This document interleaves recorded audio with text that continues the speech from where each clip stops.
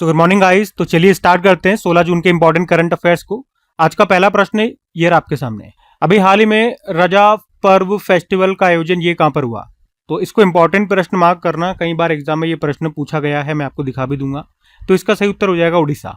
तो जब सूर्य ऋषभ राशि से निकलकर मिथुन राशि में प्रवेश करता है तो इसे मिथुन संक्रांति कहते हैं, और उड़ीसा में इसी दिन से रजा पर्व नाम का एक प्रसिद्ध त्योहार मनाया जाता है या शुरू होता है। इस पर्व का महत्व क्या है? तो उड़ीसा की परंपरा के अनुसार इस समय धरती माता मासिक धर्म की अवस्था में मानी जाती है, इसीलिए जैसे महिलाओं को इस दौरान आराम दिया जाता है वैसे ही धरती को भी आराम देने की मान्यता है। इसीलिए यहाँ पे जो किसान होते हैं वो खेती या जुताई या जमीन को खोदने जैसा कोई भी काम नहीं करते, धरती को केवल विश्राम दिया जाता है।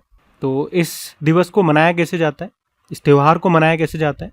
इसमें लोग नए कपड़े पहनते हैं, झूले झूलते हैं महिलाएं, लोकगीत गाए जाते हैं, पारंपरिक जो खेल हैं वो खेले जाते हैं, स्वादिष्ट पकवान बनाए जाते हैं। तो ये सब जो नॉर्मल फेस्टिवल्स में होता है वही सब इसमें भी होता है। अब यहाँ पे 3 तरह के प्रश्न आपके एग्जाम में बन चुके हैं। एक बार तो ये पूछा गया था नॉर्मल सा कि ये रजा पर्व फेस्टिवल कहाँ पर मनाया जाता है, तो उड़ीसा। एक बार प्रश्न पूछा गया था ये पर्व कितने दिनों तक चलता है, तो 3 दिनों तक चलता है। एक बार पूछा गया था किस महीने में ये मनाया जाता है, तो जून के महीने में ये मनाया जाता है। ठीक है, एक प्रश्न तो मैं आपको दिखा देता हूँ, ये एसएससी जीडी कांस्टेबल 2025 में पूछा गया था कि कहाँ पर मनाया जाता है, तो आंसर हो जाएगा उड़ीसा। अब उड़ीसा के कुछ और फेस्टिवल्स मैं आपको कराता हूँ, चलो पूरी उड़ीसा ही चलते हैं हम। ये रहा मैप में उड़ीसा, आप देखोगे एक तो देखो यहाँ पे चिल्का लेक आपको मिलेगी, भारत की सबसे बड़ी खारे पानी की लगून झील है ये चिल्का लेक। भारत का पहले रामसर स्थल का दर्जा होने का गौरव भी इसी को प्राप्त है। बाकी कैपिटल भुवनेश्वर हो गई है, मुख्यमंत्री मोहन चरण मांझी गवर्नर है, हरि बाबू कंबमपति। राजकीय पशु सांबर डियर हो गया, पक्षी इंडियन रोलर वृक्ष है, पीपल का ट्री पुष्प है, Ashok flower. Bhitarkanika national park है, सिमलीपाल नेशनल पार्क है, हीराकुंड बांध है महानदी पर, इंद्रावती बांध है, इंद्रावती नदी पर, अब्दुल कलाम द्वीप यहीं पर है जिसे पहले व्हीलर द्वीप के नाम से जानते थे। यहाँ का क्लासिकल डांस ओडिसी हो गया, क्लासिकल लैंग्वेज उड़िया हो गई। कोणार्क सूर्य मंदिर है यहाँ पर जिसे ब्लैक पैगोडा कहते हैं, जगन्नाथ मंदिर है व्हाइट पैगोडा कहते हैं। नुआखाई महोत्सव यहाँ मनाया जाता है, राजा पर्व हो गया जो आज हमने पढ़ा। बाली यात्रा हो गया, कोणार्क नृत्य महोत्सव हो गया, छऊ महोत्सव हो गया, बोईता बंदना महोत्सव हो गया, शीतल षष्ठी पर्व हो गया, धानु यात्रा उत्सव हो गया। ठीक है, ये सब उड़ीसा के स्टैटिक हो गए। कुछ करंट अफेयर्स भी मैं आपको रिवाइज करा दूं, सारे 2026 वाले ही। तो आपको याद होगा आरबीआई ने देश का जो दूसरा हाई सिक्योरिटी डेटा सेंटर है वो कहाँ पर लॉन्च किया? उड़ीसा के भुवनेश्वर में, जबकि पहला वाला आपको मिलेगा नवी मुंबई महाराष्ट्र में। उड़ीसा के देवरीगढ़ वन्यजीव अभ्यारण्य में अभी दूसरा भारतीय बाइसन महोत्सव मनाया गया। नीति आयोग ने जो अभी दूसरा राजकोषीय स्वास्थ्य सूचकांक जारी किया उसमें टॉपर उड़ीसा है। ब्लैक स्वान समिट का आयोजन हुआ भुवनेश्वर में, भारत में पहली बार हुआ ये। पंचू डोला उत्सव मनाया गया यहाँ। उड़ीसा के केंद्रपाड़ा जिले का कुसुनपुर गांव राज्य का पहला स्मार्ट गांव बनेगा। स्वच्छता पखवाड़ा पुरस्कार 2025 में किसे प्रथम पुरस्कार मिला? पारादीप पोर्ट उड़ीसा। 24वां राष्ट्रीय पैरा एथलेटिक चैंपियनशिप 2026 इसका आयोजन हुआ था कलिंगा स्टेडियम भुवनेश्वर में, इसमें टॉप पे रहा था हरियाणा। इसी तरह से यहीं पर कलिंगा इंडोर स्टेडियम में ही 23वां वर्ल्ड एथलेटिक्स इंडोर चैंपियनशिप भी होगा 2028 में, और पहली बार ये भारत में होगा। तो प्रश्न इंपॉर्टेंट है। जनगणना 2027 का ब्रांड एम्बेसडर बनाया गया सुदर्शन पटनायक को। ये हमारे भारत के प्रसिद्ध रेत कलाकार हैं, उड़ीसा से ही हैं। मुख्यमंत्री अन्नपूर्णा योजना भी यहाँ शुरू हुई थी। और जो केंद्रीय मंत्री हैं, कृषि मंत्री हैं शिवराज सिंह चौहान, इन्होंने भी उड़ीसा के रायगढ़ में प्रधानमंत्री ग्राम सड़क योजना चरण 4 की शुरुआत की। मिस इंडिया 2026 का खिताब जीता साध्वी सेल ने जो गोवा से हैं, लेकिन इसका आयोजन भुवनेश्वर में हुआ था, 61वां संस्करण था। उड़ीसा के भुवनेश्वर में भारत की पहली advanced 3D chip packaging unit की आधारशिला रखी गई। मरीन स्पेशल प्लान लॉन्च करने वाला देश का पहला राज्य बना उड़ीसा। अभी रूस ग्रैंड सैंड मास्टर कप 2026 से सम्मानित होने वाले पहले भारतीय सैंड मास्टर बने, सैंड आर्टिस्ट बने सुदर्शन पटनायक। और आर्सेन सेफ एक छोटा सा पोर्टेबल डिवाइस है, इसे तैयार किया आईआईटी भुवनेश्वर ने, जो पानी में आर्सेनिक की मात्रा के बारे में बताता है। ठीक है, तो उड़ीसा से ये सारे लेटेस्ट करंट अफेयर्स के इंपॉर्टेंट प्रश्न भी मैंने आपको रिवाइज करा दिए, ध्यान में रखेंगे। अगला प्रश्न देखते हैं। फिर अगले में पूछ रहे हैं, हाल ही में वैश्विक पवन ऊर्जा दिवस 2026 या वैश्विक पवन दिवस भी बोल दो, ये कब मनाया जाता है? तो आंसर हो जाएगा 15 जून को। हर साल 15 जून को वैश्विक पवन दिवस या पवन ऊर्जा दिवस के रूप में मनाते हैं। मनाने का उद्देश्य क्या है? लोगों को पवन ऊर्जा, विंड एनर्जी के महत्व के बारे में जागरूक करना। और अभी भारत में गोवा राज्य में वैश्विक पवन दिवस सम्मेलन की मेजबानी की गई। कहाँ पर? गोवा में। थीम क्या है? Wind energy from ambition to acceleration, पवन ऊर्जा महत्वाकांक्षा से तेज प्रगति की ओर। तो इस दिन को मनाने की शुरुआत 2007 में यूरोप में हुई थी और 2009 से इसे वैश्विक स्तर पर मनाया जाता है। अच्छा, पवन ऊर्जा से ही कुछ डेटा मैंने यहाँ पे आपको रिवाइज कराने के लिए लिख दिया। जैसे भारत में अगर देखें, पवन ऊर्जा उत्पादन के मामले में भारत चौथे स्थान पर है और पवन ऊर्जा की जो स्थापित क्षमता है भारत में, मार्च 2026 तक के डेटा के अनुसार कितनी है? 56.09 गीगावाट। और सबसे ज़्यादा पवन ऊर्जा क्षमता वाला राज्य ये राजस्थान है, मतलब राजस्थान इसमें टॉप पर है। वैसे हमारा लक्ष्य क्या है? 2030 तक पवन ऊर्जा से कितना हमें चाहिए या कितना जनरेट करना है? तो 100 गीगावाट का हमारा लक्ष्य है। और अपतटीय पवन परियोजनाएं ये शुरू की गई गुजरात और तमिलनाडु में। ठीक है, बाकी दिवस वाला ही तो मेन प्रश्न है। दिवस में आपको रिवाइज करा दूं जून के सारे अभी तक। तो 1 जून को वर्ल्ड मिल्क डे, 1 जून को ग्लोबल पेरेंट्स डे, 3 जून को विश्व साइकिल दिवस, 5 जून को विश्व पर्यावरण दिवस, 7 जून को विश्व खाद्य सुरक्षा दिवस, 8 जून को विश्व महासागर दिवस, 8 जून को वर्ल्ड ब्रेन ट्यूमर डे, 9 जून को इंटरनेशनल आर्काइव्स डे अंतर्राष्ट्रीय अभिलेखागार दिवस, 9 जून को वर्ल्ड एक्रेडिटेशन डे विश्व प्रत्यायन दिवस, 10 जून को सभ्यताओं के बीच संवाद के लिए अंतर्राष्ट्रीय दिवस दूसरी बार मनाया अभी तो, और 10 जून को अंतर्राष्ट्रीय नेत्रदान दिवस, 11 जून को अंतर्राष्ट्रीय खेल दिवस, 12 जून को विश्व बाल श्रम निषेध दिवस यानी कि world day against child labour, 13 जून को एल्बिनिज्म अवेयरनेस डे, 14 जून को विश्व रक्तदाता दिवस और 15 जून को अभी ये ग्लोबल विंड डे के रूप में मना रहे हैं। तो ये 1 से लेकर 15 जून तक के सारे इंपॉर्टेंट डेज हो गए। ठीक है, ध्यान में रखना। अगला प्रश्न देखते हैं। फिर अगले में पूछ रहे हैं, हाल ही में झारखंड के अभी निम्नलिखित में से किस उत्पाद को जीआई टैग मिला है? तो इसका तो सही उत्तर हो जाएगा ये सभी, मुंडा ज्वेलरी, भगया सिल्क, कुचाई सिल्क। और एक्चुअली में चिंता मत करो, पूरे के पूरे 11 प्रोडक्ट्स हैं झारखंड के जिनको अभी जीआई टैग मिला है। सारे मैं आपको बताता हूँ। झारखंड के अभी 11 पारंपरिक उत्पादों को जीआई टैग मिला है। ये सारे 11 की लिस्ट आपके सामने लगा दी है और उनको शॉर्ट में मैंने लिख भी दिया है कि इनका संबंध किससे है, मतलब ये है क्या। जैसे भगया सिल्क, और हाँ, इनकी पीडीएफ आपको डेली मिल जाती है। जो स्टूडेंट्स पीडीएफ के बारे में पूछते हैं वो इसीलिए पूछते हैं क्योंकि वो वीडियो पूरा नहीं देखते हैं, क्योंकि लास्ट में मैं आपको डेली हर वीडियो में पीडीएफ के बारे में बताता हूँ। ठीक है, तो ये सब आपको जो लिखा हुआ है ये आपको पीडीएफ में मिलेगा, आराम से रीड कर सकते हैं। फिर भी मैं आपको जो हो सकता है वो पढ़ा देता हूँ। तो भगया सिल्क, कुचाई सिल्क, मुंडा ज्वेलरी, मुंडा जनजाति के लोगों के द्वारा ये एक पारंपरिक आभूषण है जो बनाया जाता है, मुंडा ज्वेलरी बोलते हैं इसको। झारखंड बांस शिल्प, बांस से बना हुआ ये कुछ हस्तशिल्प वस्तुएं होती हैं। केसरिया कलाकंद हो गया, कोडरमा डोकरा क्राफ्ट हो गया, चंदर बदूनी पपेट्स हो गया, तसर सिल्क और साड़ी हो गया, जादू पटुआ पेंटिंग हो गया, पंची साड़ी हो गया, झारखंड बेनाम हैंडीक्राफ्ट हो गया। ये तो 11 यहाँ के पारंपरिक उत्पाद हो गए जिनको अभी जीआई टैग मिला है। ठीक है, कम से कम जो झारखंड से अगर कोई स्टूडेंट है तो आपके जो स्टेट एग्जाम होते हैं तो उनके लिए एक बार आप रीड जरूर कर लेना अच्छे से। बाकी जीआई टैग की पहले हम बात करते हैं, फिर झारखंड आपको जरूर ले चलेंगे। जीआई टैग मतलब ज्योग्राफिकल इंडिकेशन टैग। ये एक्ट है 1999 का जो लागू हुआ था 2003 में। पहली बार किस प्रोडक्ट को जीआई टैग मिला था और कब मिला था? तो 2004-05 में मिला था, दार्जिलिंग टी को पश्चिम बंगाल की। अच्छा, किसी भी प्रोडक्ट को जीआई टैग दिया जाता है तो कितने सालों के लिए वैलिड रहता है? याद रखना 10 सालों के लिए, उसके बाद फिर से अप्लाई करना पड़ेगा। और वैसे भारत सरकार का लक्ष्य है 2030 तक 10,000 प्रोडक्ट्स को जीआई टैग देना। ठीक है, 10,000 जीआई टैग का लक्ष्य रखा है 2030। बाकी यहाँ झारखंड की बात हो रही है तो ये रहा मैप में झारखंड। कैपिटल रांची हो गई, मुख्यमंत्री हेमंत सोरेन, गवर्नर है संतोष कुमार गंगवार। राज्य के पशु हाथी हो गया, पक्षी है कोयल, वृक्ष है साल, पुष्प है पलाश का फूल। लोक नृत्य छऊ हो गया, पाइका हो गया। फेस्टिवल में बात करें, सरहुल हो गया, कर्मा पूजा हो गया, श्रावणी मेला हो गया। और coal capital of India Dhanbad है। सेंट्रल कोल फील्ड का मुख्यालय आपको रांची में मिलेगा। आप कुछ करंट अफेयर्स रिवाइज करते हैं। अभी राष्ट्रपति द्रौपदी मुर्मू जी ने संताली भाषा की ओल चिकी लिपि में भारत का संविधान जारी किया था और उसके बाद झारखंड के जमशेदपुर में इस ओल चिकी लिपि के शताब्दी समारोह का आयोजन हुआ था। इसमें राष्ट्रपति जी ने हिस्सा लिया था।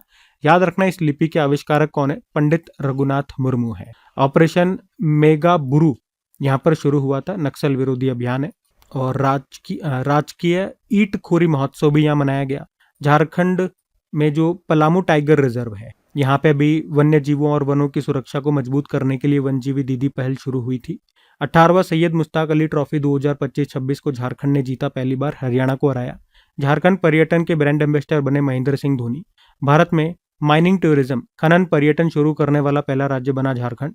झारखंड का उधवा झील को रामसर स्थल में शामिल किया गया और इस तरह से ये झारखंड की पहली झील या पहला स्थल है जिसे रामसर का दर्जा मिला। महिला सशक्तिकरण ट्रेल ब्लेजर पुरस्कार 2026 दिया गया कल्पना सोरेन को, झारखंड की विधायिका है। झारखंड के 7 वर्षीय ईशान सिंह पाक जल डमरू मध्य, जो पाक स्ट्रेट है भारत और श्रीलंका के बीच में, उसको पार करने वाले सबसे कम उम्र के तैराक बने झारखंड से हैं। ठीक है, तो झारखंड से ये 2026 के करंट अफेयर्स के प्रश्न ध्यान में रखिएगा। अगला प्रश्न देखते हैं। अच्छा, ये 2-3 प्रश्न और है। झारखंड के हजारीबाग को भी सरकार ने भारत का पहला मोती पालन क्लस्टर घोषित किया था और देश का पहला मानव हाथी संघर्ष अनुसंधान केंद्र झारखंड के पलामू बाघ अभ्यारण्य, जो पलामू टाइगर रिजर्व है, वहां पर स्थापित किया जा रहा है। ठीक है, तो ये ध्यान रखना। अब देखते हैं अगला प्रश्न। फिर अगले में पूछ रहे हैं, हाल ही में भारतीय कृषि अनुसंधान परिषद ICAR द्वारा किसानों की सहायता के लिए शुरू किए गए AI आधारित चैटबॉट का नाम क्या है? तो आंसर होगा ऑयल सीड्स किसान मित्र। तो अभी भारतीय कृषि अनुसंधान परिषद, Indian Council of Agricultural research ने अभी किसानों की मदद के लिए ऑयल सीड्स किसान मित्र नाम से एक AI आधारित चैटबॉट शुरू किया है। तो ये है क्या? ये व्हाट्सएप पर चलने वाला 24 घंटे 7 दिन 24x7 एक AI चैटबॉट है। मतलब किसान की किसी भी समय तिलहन फसलों से जुड़े सवाल यहाँ पर पूछ सकते हैं और तुरंत उनको वैज्ञानिक सलाह मिल जाएगी। ठीक है, व्हाट्सएप पर चलने वाला ये चैटबॉट है जो हमेशा काम करता रहेगा। और इसे बनाया किसने? इसे ICAR के अंतर्गत Indian institute of oil seeds research ने इसको तैयार किया है। खास बातें मैंने आपको बता दी। 24 घंटे ये उपलब्ध रहेगा, व्हाट्सएप पर ही काम करेगा। मतलब अलग से एप्लीकेशन कोई डाउनलोड करने की आपको ज़रूरत नहीं है। कई भारतीय भाषाओं में ये सलाह दे सकता है, आप सलाह ले सकते हो और विशेषज्ञों जैसी वैज्ञानिक जानकारी आपको मिलेगी। किन किन फसलों के लिए आपको मदद मिल सकती है, मदद ले सकते हो? मूंगफली, सरसों, तिलहन फसल, सूरजमुखी, सोयाबीन, मतलब जो भी तिलहन फसलें होती हैं उन सब के लिए जो भी आपको जानकारी चाहिए वो सब आपको यहाँ पर मिल जाए। तो इससे किसानों को लाभ होगा। फसल की बुआई के समय खाद, सिंचाई, रोग, कीट नियंत्रण जैसी समस्याओं का तुरंत उनको समाधान मिल जाएगा और सही समय पर सही सलाह मिलने से उत्पादन में बढ़ोतरी होगी। तो ये है ऑयल सीड्स किसान मित्र नाम से एक AI आधारित चैटबॉट। ICAR की एक बार हम बात करते हैं, Indian Council of Agricultural research. स्थापना होती है जुलाई 1929 में, हेडक्वार्टर नई दिल्ली। डायरेक्टर अभी नए बने थे, मांगीलाल जाट इनका नाम है। उसके अलावा ICAR ने एक डिजिटल जलवायु एटलस भी लॉन्च किया था, इसका नाम है आकाशा इंडिया। उसके अलावा हमने पढ़ा था ICMR यानी कि Indian Council of Medical Research और ICAR यानी कि Indian Council of Agricultural Research, इन दोनों ने मिलकर खेती और स्वास्थ्य को एक साथ जोड़ने के लिए सेहत मिशन भी शुरू किया था। ठीक है, तो ये सब बातें ध्यान में रखेंगे इनसे। अगला प्रश्न हम देखते हैं। फिर अगले में पूछ रहे हैं, अभी हाल ही में international labour organisation convention number 193 मुख्य रूप से किन श्रमिकों की सुरक्षा के लिए अपनाया गया है? तो आंसर होगा गिग और प्लेटफॉर्म वर्कर। तो पहले तो मैं आपको ये बता दूं कि अभी इंटरनेशनल लेबर ऑर्गेनाइजेशन का 114वां स्थापना दिवस मनाया गया। उसी मौके पर 114वें नंबर का अंतर्राष्ट्रीय श्रम सम्मेलन का भी आयोजन हुआ। कहाँ पर? जेनेवा, स्विट्जरलैंड में ही, हर बार यहीं पर होता है। और इसी मौके पर एक संधि अपनाई गई जिसको नाम दिया decent work and platform economy convention 2026, या इसी को आप बोलोगे शॉर्ट में कन्वेंशन नंबर 193। इसका उद्देश्य क्या है? गिग और प्लेटफॉर्म वर्कर्स, जैसे गिग वर्कर्स हो गए ना, जो किसी प्लेटफॉर्म पे डिपेंड रहते हैं, जैसे कि स्विगी हो गया, जोमेटो हो गया, उबर, ओला, या जो अमेजोन, फ्लिपकार्ट की डिलीवरी करने आपके घर पे आते हैं, ये सब गिग वर्कर्स हैं। तो इन सभी के अधिकारों की रक्षा करने के लिए ये संधि अपनाई गई है, इसका ये उद्देश्य है। अब ये लागू कब होगा? तो इन्होंने कहा जब कम से कम 2 देश इस संधि को मंजूरी दे देंगे, उसके 12 महीने बाद ये प्रभावी हो जाएगा। अब क्या प्रावधान है इसमें, इस संधि में क्या क्या प्रावधान है बात करें तो इन्होंने कहा भैया जो गिग वर्कर्स होते हैं ना, उनको मतलब न्यूनतम मजदूरी तो आपको देनी ही चाहिए। भाई उनका क्या होता है, जितना काम करेंगे उतना पैसा, लेकिन उन्होंने कहा अगर काम नहीं मिला तो पैसा नहीं मिलेगा क्या? वो आपके ऊपर डिपेंड है, आपके लिए काम कर रहे हैं, तो कम से कम जो भी उचित या न्यूनतम मजदूरी आपको लगती है वो देनी ही उनको चाहिए। उसके अलावा सामाजिक सुरक्षा यानी कि कर्मचारियों को बीमा, पेंशन, जो स्वास्थ्य सुविधाएं जैसी सामाजिक सुरक्षा है, उनका भी लाभ मिलना चाहिए। और कंपनियों को बताना होगा कि उनका जो एप्लीकेशन है, जो एल्गोरिदम है, वो कैसे काम करता है, किस तरह से उनको काम देता है, रेटिंग दी जाती है।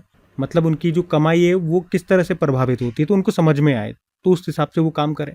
उसके अलावा यदि किसी वर्कर का अकाउंट बंद हो जाता है, डीएक्टिवेट हो जाता है, तो उसके पीछे भी कुछ कारण हो सकते हैं। तो केवल जो मशीन होती है, जो एल्गोरिदम है, वही फैसला न ले, बल्कि इंसानों के द्वारा भी उसकी समीक्षा की जाए, उसकी बात को समझा जाए कि भाई प्रॉब्लम क्या है। मशीनें प्रॉब्लम नहीं समझती, वो तो यस और नो नियम के अनुसार है तो ठीक, नहीं है तो नो।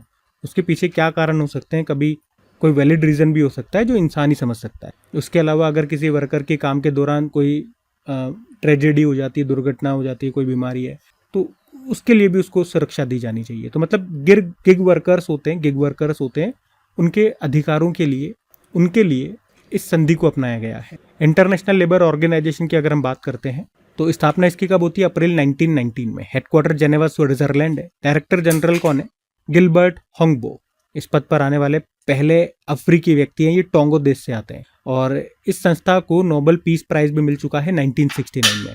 ठीक है, तो ये सब बातें ध्यान में रखेंगे। अगला प्रश्न हम देखते हैं। फिर अगले में पूछ रहे हैं, हाल ही में किसने भारत का पहला स्वदेशी और डिस्टिल्ड वीडियो एआई मॉडल जिसका नाम है वार्या, इसको लॉन्च किया? तो आंसर होगा अवतार ने। तो भारत की एआई कंपनी है अवतार.ai और इसे ने वार्या नाम से भारत का पहला स्वदेशी made in India video AI model launch किया है। मतलब ये जो वार्या है ये भारतीय चीज़ों को बेहतर समझता है, जैसे भारतीय त्यौहार हो गए, भारतीय भोजन हो गए, भारतीय कपड़े हो गए, भारतीय संस्कृति जीवन शैली हो गई। इसलिए अगर भारत के रेस्पेक्ट में अगर कोई वीडियो आप बनाते हो तो वो यहाँ से बिल्कुल सटीक बनेगा। मतलब किसी और एआई प्लेटफॉर्म से अगर आप भारत के रेस्पेक्ट में कोई वीडियो जनरेट करते हो तो उससे ये कहीं बेहतर बना के आपको देगा। उसके अलावा ये बहुत सस्ता भी है। इन्होंने कहा 1 सेकंड का अगर आप वीडियो तैयार करते हो तो उसके आपके कितने पैसे लगेंगे? 0.48 रुपये। मतलब 100 रुपये में लगभग आप 3.5 मिनट का वीडियो तैयार कर लोगे। दूसरे जो प्लेटफॉर्म होते हैं वो बहुत महंगे होते हैं और उसके अलावा ये बड़ा तेज भी है, मतलब फास्ट है। मतलब पहले आप किसी और प्लेटफॉर्म से अगर वीडियो बनाते हो तो वीडियो बनाने में लगभग 50 स्टेप्स लगते हैं, 50 चरण लगते हैं, और वार्या इसे घटाकर केवल 4 चरण कर देगा। 4 चरण में आपका बन जाएगा। तो इससे फ़ायदा क्या होगा? जो वीडियो बनाने की जो प्रोसेसिंग है, जो प्रक्रिया है, वो 10 गुना तेज हो जाएगी, जल्दी आपको बन के वीडियो मिल जाएगा। और उन्होंने कहा ये काफ़ी शक्तिशाली मॉडल है, मतलब इसमें 14 बिलियन पैरामीटर्स हैं जिससे ये बेहतर गुणवत्ता वाले वीडियो आपको बना करके देगा। कई विदेशी जो एआई मॉडल्स हैं उनकी तुलना में ये लगभग 27 गुना सस्ता पड़ेगा आपको, ऐसा बताया गया है। ठीक है, तो भारत की कंपनी है अवतार.ai और इसी ने इसको बनाया है। ये भारत का पहला स्वदेशी एआई वीडियो जो जनरेट करते हैं उस तरह का एक मॉडल है। इसका नाम दिया इन्होंने वार्या। आजकल एआई वीडियोस बहुत सारे आप देखते होंगे यूट्यूब वगैरह, इंस्टाग्राम पे, तो वो एआई वीडियो जो जनरेट करते हैं, जो एप्लीकेशन है, जो सॉफ्टवेयर्स हैं, वो सब विदेशी कंपनियों के द्वारा बनाए गए हैं, लेकिन ये एक भारतीय कंपनी ने बनाया है, तो उसके बारे में आपको बताया जा रहा है। अब एआई की ही चर्चा हो रही है तो एआई से बनने वाले कुछ और प्रश्न मैं आपको कराता हूँ। पहले तो याद रखना, एआई का गॉडफादर कहा जाता है जेफरी हिंटन को। एआई का फादर जॉन मैकार्थी को कहा जाता है। दिल्ली विधानसभा ने विधान साथी एआई चैटबॉट को लॉन्च किया था और इससे दिल्ली विधानसभा देश की पहली ऐसी विधानसभा बन गई है जहां एआई का उपयोग विधायकों के काम में होगा। उपराष्ट्रपति जो है सीपी राधाकृष्णन जी, इन्होंने न्याय सेतु नाम से एआई चैटबॉट और एक शुभंकर जिसका नाम है दिशिका, इसका लॉन्च किया था। गुजरात हाईकोर्ट ने कोर्ट के फैसलों में एआई के इस्तेमाल पर रोक लगा दी है। माइक्रोसॉफ्ट ने चंडीगढ़ यूनिवर्सिटी में अपना पहला एआई स्किल सेंटर शुरू किया और नारित एआई एक स्मार्ट कंप्यूटर टूल है जिसे गुजरात पुलिस ने बनाया है। गूगल क्लाउड एआई हब की आधारशिला रखी गई विशाखापत्तनम में। डीआरडीओ ने भारत की आंतरिक सुरक्षा को और मजबूत करने के लिए गृह मंत्रालय को प्रज्ञा नाम का एक स्वदेशी एआई आधारित उपग्रह खुफिया प्रणाली सौंपा है। पिक्सेल और सर्वम एआई ने मिलकर पाथफाइंडर नाम का एक खास उपग्रह सैटेलाइट बनाने की घोषणा की। सीबीआई ने एक नया एआई चैटबॉट बनाया है जिसका नाम है अभय। ठीक है, तो ये सब एआई से संबंधित करंट अफेयर्स के प्रश्न आप ध्यान रखें। अगला प्रश्न हम देखते हैं। फिर अगले में पूछ रहे हैं, हाल ही में आईआईटी मद्रास के द्वारा जारी मानव ब्रेन स्टेम के 3D एटलस का नाम क्या है? तो आंसर होगा एंकर। तो अभी आईआईटी मद्रास ने इंसानी ब्रेन स्टेम का दुनिया का सबसे विस्तृत 3D एटलस यानी कि 3D डिटेल्ड नक्शा जारी किया है और इसका नाम है एंकर। पहले बात करें ब्रेन स्टेम क्या होता है। तो ब्रेन स्टेम ये मस्तिष्क का सबसे निचला हिस्सा होता है जो दिमाग और रीढ़ की हड्डी को जोड़ता है। ये शरीर के कई जरूरी कार्यों को नियंत्रित करता है, कंट्रोल करता है, जैसे सांस लेना, दिल की धड़कन, रक्तचाप, नींद और जागना। एंकर का फुल फॉर्म इन्होंने दिया है atlas of neurochemical characterisation of the human brain stem with 3D reconstruction. या ब्रेन स्टेम का बहुत ही विस्तृत डिटेल्ड 3D डिजिटल नक्शा है, जिसमें उसकी कोशिकाओं यानी कि सेल्स, संरचना और रसायनों की जानकारी दिखाई गई है। इसे किसने बनाया? आईआईटी मद्रास के सुधा गोपाल कृष्णन ब्रेन सेंटर ने इसको डेवलप किया। खासियत क्या है? ये दुनिया का सबसे विस्तृत, सबसे detailed 3D brain stem Atlas है, नक्शा है। इसमें जन्म से पहले से लेकर वयस्क अवस्था तक के मस्तिष्क की जानकारी शामिल है। तो जो भी शोधकर्ता हैं वो ब्रेन स्टेम को 3D में देखकर बेहतर अध्ययन कर सकते हैं, स्टडी कर पाएंगे। इसे वेबसाइट पर सार्वजनिक रूप से उपलब्ध कराया गया है। तो इससे फायदा क्या होगा? मस्तिष्क संबंधी बीमारियों के शोध में, रिसर्च में इससे मदद मिलेगी। डॉक्टरों और वैज्ञानिकों को ब्रेन को बेहतर समझने में मदद मिलेगी। नई दवाओं और उपचार विकसित करने में ये सहायक होगा। ठीक है। अच्छा, अगर पूछते हैं कई बार कि मानव मस्तिष्क का सबसे बड़ा भाग कौन सा है, तो सेरेब्रम है। अब आईआईटी मद्रास ने इसको तैयार किया है, तो कुछ आईआईटी से बनने वाले प्रश्न आपको रिवाइज करवाते हैं। आपको याद है भारत का पहला जेनजी थीम वाला डाकघर ये कहाँ पर खोला गया? आईआईटी दिल्ली में। लेकिन याद रखना, इस तरह का भारत का 100वें नंबर का जेनजी थीम वाला डाकघर खोला गया नॉर्थ ईस्टर्न हिल यूनिवर्सिटी शिलोंग में। और आईआईटी मद्रास ने अमेरिका में डीप टेक स्टार्टअप्स को बढ़ावा देने के लिए अपना पहला अंतर्राष्ट्रीय सेंटर लॉन्च किया। कहाँ पर? मेनलो पार्क में। भारत में पहली बार आईआईटी बॉम्बे में ऐसी खास सुविधा शुरू की गई जो हवा और उद्योगों से निकलने वाली कार्बन डाइऑक्साइड गैस को पकड़कर सुरक्षित तरीके से जमीन के अंदर जमा करेगी, और इसे carbon capture, utilisation and storage कहा जाता है। आईआईटी कानपुर के डायरेक्टर मनिंदर अग्रवाल को गणित और कंप्यूटर विज्ञान के क्षेत्र में शानदार काम करने के लिए रॉयल सोसाइटी का प्रतिष्ठित फेलो चुना गया। और अभी हमने पढ़ा था आर्सेन सेफ एक छोटा सा पोर्टेबल डिवाइस है जिसे आईआईटी भुवनेश्वर ने तैयार किया। भारत का पहला आईआईटी कौन सा है? तो आईआईटी खड़गपुर। ठीक है, सब बातें ध्यान में रखेंगे। अगला प्रश्न देखते हैं। फिर अगले में पूछ रहे हैं, अभी हाल ही में श्रम आंकड़ों पर उच्च स्तरीय तकनीकी विशेषज्ञ समिति का अध्यक्ष किसे नियुक्त किया गया? तो आंसर होगा अलख एन शर्मा को। तो भारत सरकार ने प्रसिद्ध अर्थशास्त्री अलख एन शर्मा को श्रम सांख्यिकी, लेबर स्टैटिस्टिक पर उच्च स्तरीय तकनीकी विशेषज्ञ समिति का अध्यक्ष बनाया है।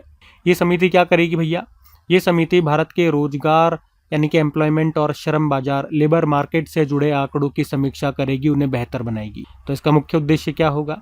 रोजगार और बेरोजगारी के आंकड़ों को अधिक सटीक बनाना, आंकड़े समय पर, जो भी डेटा है वो समय पर उपलब्ध कराना, भारतीय आंकड़ों को अंतर्राष्ट्रीय मानकों के अनुरूप बनाना ताकि दूसरे देशों से तुलना की जा सके। बदलते श्रम बाजार जैसे gig workers, freelancer, digital platform workers आदि का सही आकलन करना। और कौन है ये जिनको अध्यक्ष बनाया गया? अलख एन शर्मा। वे इंस्टीट्यूट ऑफ ह्यूमन डेवलपमेंट के निदेशक हैं, Indian society of labour economics के अध्यक्ष हैं, और इन्हीं को अभी इसका अध्यक्ष बनाया गया है। बाकी इसी तरह के कुछ नियुक्तियां मैं आपको लेटेस्ट और रिवाइज कराऊं तो अभी हमने पढ़ा था अंडमान और निकोबार कमान के 20वें कमांडर इन चीफ बने विनीत मैकार्थी। संयुक्त राष्ट्र महासभा के 81वें सत्र का अध्यक्ष चुना गया अभी खलीलुर रहमान को, बांग्लादेश के हैं, और इनका जो कार्यकाल है वो अभी सितंबर से शुरू होगा। आप बताओ, अभी जो इसका 80वां सत्र चल रहा है उसके अध्यक्ष कौन है, वो किस देश से? अच्छा, ये नीचे ही तो लिखा हुआ है, एनालेना बैरबॉक, जर्मनी से। वर्ल्ड बैंक में भारत का नया कार्यकारी अध्यक्ष अभी एग्जीक्यूटिव डायरेक्टर बनाया गया था नीलकंठ मिश्रा को। इंडियन एयरफोर्स में वाइस चीफ बने आशुतोष दीक्षित, अभी बन जाएंगे 1 जुलाई से। UIDAI unique identification authority of India के नए सीईओ बने सौरभ विजय। कॉमनवेल्थ शतरंज संघ के अध्यक्ष बने भरत सिंह चौहान। और नारकोटिक्स कंट्रोल ब्यूरो के डायरेक्टर जनरल अनुराग गर्ग हैं, इनका कार्यकाल बढ़ा दिया गया अभी। कॉमनवेल्थ गेम्स 2026 जो होंगे ग्लासगो स्कॉटलैंड में, इसके लिए भारतीय दल का शेफ द मिशन बनाया रोहित राजपाल को। समुद्री उत्पाद निर्यात विकास प्राधिकरण एमपीडा का अध्यक्ष बनाया गया पी जवाहर को। भारतीय नौसेना के 48वें वाइस चीफ बने अभी अजय कोचर। कर्नाटक के मुख्यमंत्री डीके शिव कुमार। डीआरडीओ के अध्यक्ष अभी कौन बन गए? राजेश कुमार सिंह। ठीक है, मतलब इनको एडिशनल चार्ज दिया गया, ये भारत के रक्षा सचिव हैं। और सीबीएसई के नए अध्यक्ष लोखंडे प्रशांत सीताराम बने। ठीक है, सारे इंपॉर्टेंट अपॉइंटमेंट से ध्यान में रखना। अगला प्रश्न देखते हैं। फिर अगले में पूछ रहे हैं, अभी हाल ही में दुनिया के पहले खरबपति ट्रिलियनियर कौन बन गए हैं? कौन हो सकते हैं? आप सबको पता है कौन होंगे? Elon Musk. तो टेस्ला, स्पेस एक्स, ट्विटर जिसे अब एक्स कहते हैं, इन सब के मालिक एलन मस्क ये दुनिया के पहले खरबपति ट्रिलियनियर बन गए हैं। ट्रिलियन, 1 ट्रिलियन में कितने जीरो होते हैं पहले तो इसी की बात कर लें, या कितना होता है इसका वैल्यू। देखो 1 मिलियन तो समझते हो आप 10 लाख, और 1 बिलियन बोलेंगे तो 100 करोड़। 1 ट्रिलियन पे आते हैं तो आप यूँ समझो 1000 बिलियन, और बिलियन आप समझ गए 100 करोड़, तो मतलब आप ऐसे समझो 1 ट्रिलियन मतलब 1 लाख करोड़, इतनी इनकी संपत्ति हो गई। एक्चुअली में इससे भी ज्यादा 1.1 ट्रिलियन डॉलर, इससे भी ज्यादा इनकी संपत्ति हो गई है। अच्छा, अचानक से कैसे बढ़ गई इनकी संपत्ति? इनकी जो स्पेस कंपनी स्पेस एक्स, अभी इसका आईपीओ लॉन्च हुआ था। आईपीओ लॉन्च होने का मतलब हो गया जब भी कोई कंपनी शेयर मार्केट में लिस्ट होती है तो सबसे पहले वो आईपीओ लेकर के आती है। इसका फुल फॉर्म होता है इनिशियल पब्लिक ऑफरिंग। तो जब भी कोई कंपनी शेयर मार्केट में लिस्ट होती है तो आईपीओ लेकर के आती है। तो इनका आईपीओ सफल रहा और उसके बाद कंपनी के शेयर की जो वैल्यू है वो बड़ी तेजी से बढ़ी, और वो शेयर की वैल्यू बढ़ने से इसकी वैल्यूएशन बढ़ गई, और इस तरह से इतिहास में पहली बार किसी व्यक्ति की संपत्ति 1 ट्रिलियन डॉलर से अधिक पहुंच गई। मतलब उनकी संपत्ति कई देशों की पूरी जो जीडीपी, जो अर्थव्यवस्था है, उससे भी ज्यादा बताई। ठीक है, तो एलन मस्क आंसर होगा। बाकी ये थी आज की हमारी करंट अफेयर्स की क्लास। कमेंट करके जरूर बताना सेशन आपको कैसा लगा। अच्छा लगा तो प्लीज़ इसे अपने दोस्तों के साथ में स्टडी ग्रुप में एक बार शेयर ज़रूर कीजिएगा। वीडियो को लाइक नहीं करा तो लाइक कर देना। और डेली इनकी पीडीएफ और प्रैक्टिस के लिए इनकी क्विज आपको मिल ही जाती है अपनी क्रिक एग्जाम एप्लीकेशन पे, जिसका लिंक नीचे डिस्क्रिप्शन बॉक्स में आपको मिल जाएगा। बाकी चलो अभी कल के करंट अफेयर्स का हम क्विक रिवीजन कर लेते हैं और सेशन एंड करते हैं। तो कल पहला प्रश्न पूछा था, ग्लोबल चेस लीग 2026 के चौथे सीजन की मेजबानी कौन सा राज्य करेगा? तो आंसर होगा बंगलुरु। फिर पूछा विश्व रक्तदाता दिवस आपने कब मनाया? तो आंसर हो जाएगा 14 जून को। फिर पूछा ईएमबीओ गोल्ड मेडल 2026 से किस भारतीय मूल के वैज्ञानिक को सम्मानित किया गया? तो आंसर होगा गौतम डे को। और बेलाट्रिक्स एरोस्पेस ने वेरी लो अर्थ ऑर्बिट उपग्रह मिशन के लिए अभी किस देश की कंपनी टेलीपिक्स के साथ समझौता किया? तो साउथ कोरिया की है ये कंपनी। फिर अगले में आपसे पूछा कि आईएमआई रेजिस्टेंट सरसों किस समस्या से निपटान के लिए विकसित की गई? तो आंसर होगा ओरोबेंचे परजीवी खरपतवार। फिर पूछा सृष्टि किरण ने ग्लोबल अंडर 13 रैंकिंग में शीर्ष स्थान हासिल किया, इनका संबंध किस खेल से है? टेनिस से है। फिर पूछा अडानी पोर्ट्स को किस देश के एलएनजी एक्सपोर्ट प्रोजेक्ट के लिए 70 मिलियन अमेरिकी डॉलर का मरीन सर्विसेज कॉन्ट्रैक्ट मिला? तो आंसर होगा अर्जेंटीना। और सैपलिंग डायलॉग 2026 का आयोजन कहां पर किया गया? अहमदाबाद में। ऑपरेशन नास्त्र किसने शुरू किया? तो आंसर होगा ईरान ने। बाकी चलो अभी कल का भी होमवर्क प्रश्न देख लेते हैं और सेशन एंड करते हैं। तो कल पूछा था इसरो ने गगनयान मिशन के तहत मिशन मित्र कहाँ शुरू किया? तो आंसर होगा लेह लद्दाख में। आप सभी ने प्रश्न का बिल्कुल सही उत्तर दिया। अब ये आज का आपका होमवर्क प्रश्न।